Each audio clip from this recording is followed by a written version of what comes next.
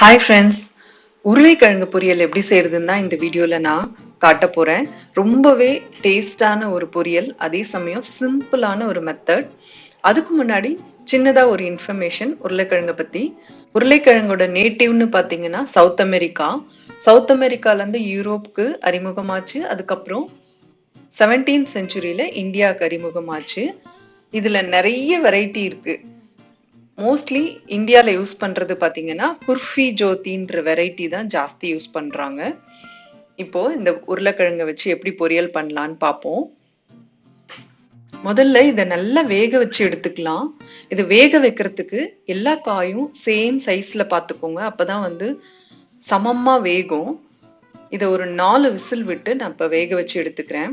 நல்லா வெந்ததுக்கு அப்புறம் இதை தோல் உரிச்சு எடுத்துக்கணும். தோல் உரிக்கிறதுக்கு ஒரு சின்ன டெக்னிக் என்னன்னா, இமீடியட்டா சில் தண்ணியில நீங்க வாஷ் பண்ணீங்க அப்படின்னா தோல் உரிக்க ஈஸியா வரும்.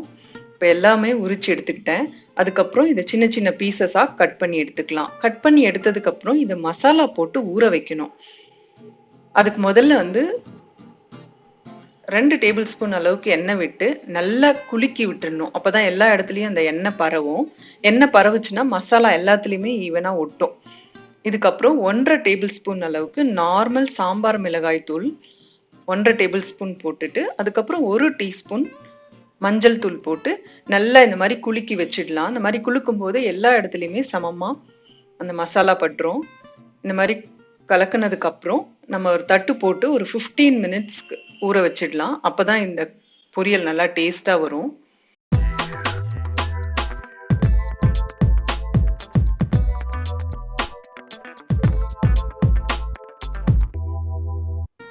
இந்த மசாலால உருளைக்கிழங்கு நல்லா ஊறிடுச்சு.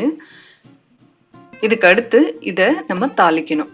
ஒரு கடாய் எடுத்துக்கோங்க. அதில் 1 டேபிள் ஸ்பூன் எண்ணெய், 1 டீஸ்பூன் அளவுக்கு கடுகு, அது பொரிஞ்சதுக்கப்புறம் 1 டீஸ்பூன் அளவுக்கு உளுத்தம்பருப்பு. அடுத்து 5-6 பல் பூண்டு நல்லா நசுக்கி போட்டுக்கலாம். கொஞ்சமாக கருவேப்பிலை, ஒரு மீடியம் சைஸ் வெங்காயம் நீல வாக்கில் கட் பண்ணி அதில் சேர்த்துக்கலாம். இதை நல்லா வதக்கணும். ஒரு 2 நிமிஷம் அளவுக்கு இந்த வெங்காயத்தை நல்லா வதக்கணும். வதக்குனதுக்கு அப்புறம் இந்த மசாலால ஊற வச்ச உருளைக்கிழங்க இதுல சேர்த்துக்கலாம். இப்போ வெங்காயம் நல்லா வதங்கிடுச்சு.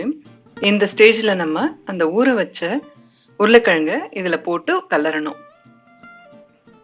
உருளைக்கிழங்க சேர்த்ததுக்கு அப்புறம் இதுக்கு தேவையான அளவுக்கு உப்பு சேர்த்துக்கோங்க. நான் 1 டேபிள் ஸ்பூன் அளவுக்கு உப்பு சேர்த்துக்கிறேன். உப்பு சேர்த்துட்டு நல்லா கலரி விடணும். கலரிட்டு நீங்க அடுப்பை சிம்ல வச்சுக்கோங்க. சிம்ல வச்சு சமைச்சா மட்டும்தான் இந்த மசாலா தீயாம நல்லா டேஸ்டா வரும். ஒரு மூடியை போட்டு மூடி வச்சிருங்க. அப்பப்ப நம்ம ஓபன் பண்ணி இதை கிளறி விடணும்.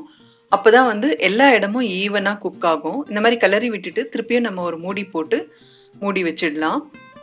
அந்த மாதிரி ஒரு 2-3 டைம்ஸ் நம்ம பண்ணா போதும், நல்லா குக் ஆயிடும்.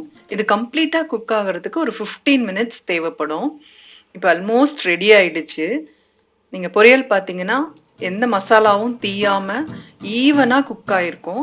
இந்த பொரியல் செய்யும் போது கவனமா இருக்கிறது ஒரே விஷயம்தான், அடுப்பு அனல் சிம்ல இருக்கணும். அந்த மாதிரி வச்சு செய்தோம் அப்படின்னா சூப்பரான ஒரு டேஸ்ட்ல உருளைக்கிழங்கு மசாலா ரெடி ஆயிடும். நீங்களும் ட்ரை பண்ணி பாருங்க, ரொம்பவே டேஸ்டா இருக்கும். இந்த உருளைக்கிழங்கு மசாலா தயிர் சாதம் சப்பாத்தியோட ரொம்ப எக்ஸலண்டா இருக்கும். இதை மிஸ் பண்ணாம ட்ரை பண்ணி பாருங்க. இவ்வளோ நேரம் இந்த வீடியோவை பார்த்ததுக்கு ரொம்ப நன்றி. வணக்கம்.